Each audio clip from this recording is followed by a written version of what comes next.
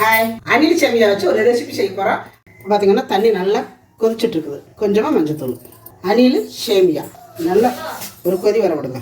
போட்டுட்டு லைட்டாக நல்லா இந்த மாதிரி போட்டுட்டு ஒரு கொதி வந்தால் போதும். அடுப்பை ஆஃப் பண்ணிவிட்டு இப்போ இதை வடிகட்டி எடுத்துக்கலாம். நம்ம அப்படியே அரைச்சி அள்ளிக்கணும். கொஞ்ச நேரம் ஆறட்டும். கொஞ்சம் பதமாகவே இருக்கணும், குழைய விட்டுறக்கூடாது.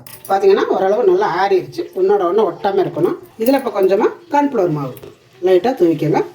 இந்த மாதிரி தூவிட்டு நல்லா அப்படி உதறி விட்டிங்கன்னா ஒன்றோட ஒன்று ஒட்டாமல் வந்துடும். பாருங்கள், இந்த மாதிரி பாருங்கள், நல்லா புழு புழுன்னு வந்துருச்சு. எண்ணெய் காஞ்சிட்ருக்குது. இந்த எண்ணெய்க்குள்ள போட்டு பொரிச்சு எடுத்துக்க வேண்டியதான்.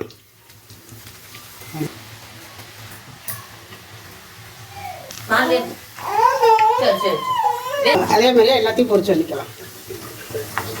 நல்லா சலசலன்னு சத்தம் வரும் பாருங்கள். இங்கே வருங்க, இந்த மாதிரி நல்லா சலசலன்னு வர விட்டு தான் அள்ளணும். பாருங்கள், போட்டால் நல்லா சலசலன்னு சத்தம் கேட்கும் பாருங்கள். இந்த மாதிரி வறுத்து எடுத்துக்கணும். நிலக்கடலை பொரிச்சு எடுத்துக்கலாம்.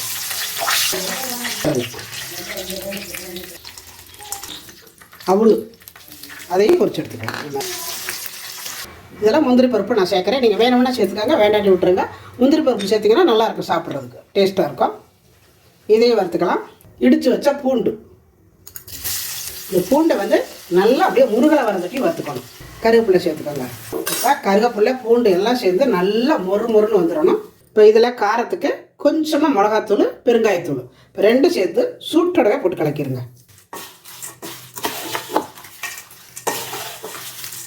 நான் ஏற்கனவே சேமியா வேக வைக்கல, கொஞ்சம் உப்பு போட்டு உங்ககிட்ட காட்டலை. இப்போ கொஞ்சம் சால்ட்டு சேர்த்துக்கிறேன், லைட்டாக சேர்த்துக்கோங்க.